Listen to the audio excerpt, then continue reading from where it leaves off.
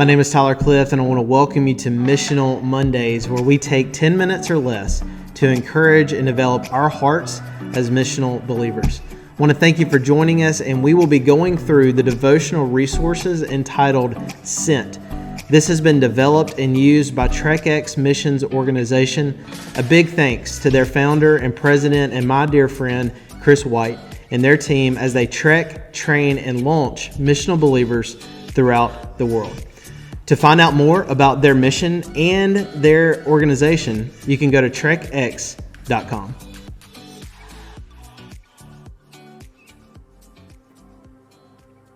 Hey, I'm Cody. This week we're going to look at how our mission begins in and is fueled by worship. This begins with understanding that we are all worshipers. The object of our worship determines everything about our lives. When we worship God, He transforms us and sends us out on mission. No matter what someone believes about God, they are a worshiper. Now, they may not worship God, but they worship something.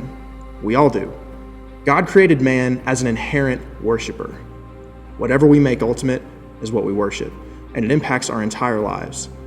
Whether we worship God, ourselves, another person, sex, money, power, or something else, it will drive our desires, actions, and the entire trajectory of our lives. We see the human propensity to worship in Acts 17:22-31, where it says this. So Paul, standing in the midst of the Areopagus, said, "Men of Athens, I perceive that in every way you are very religious. For as I passed along and observed the objects of your worship, I found also an altar with this inscription, To the unknown God. What therefore you worship is unknown, this I proclaim to you. The God who made the world and everything in it, being Lord of heaven and earth, does not live in temples made by man, nor is he served by human hands as though he needed anything, since he himself gives to all mankind life and breath and everything.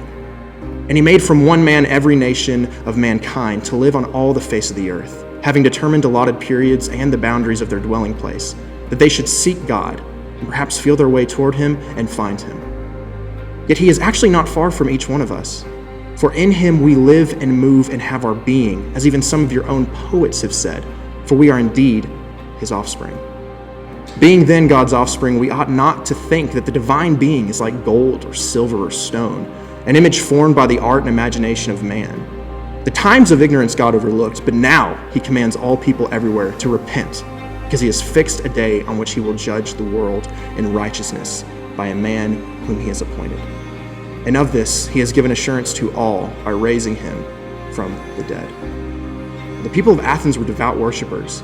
They were so religious that they set up an idol to an unknown God. Paul acknowledges their religious nature and then invites them to worship the Creator rather than the created. This is the same invitation that each one of us have. Repent and worship the Creator instead of the created. Whatever we make ultimate in our life will drive the entirety of our life.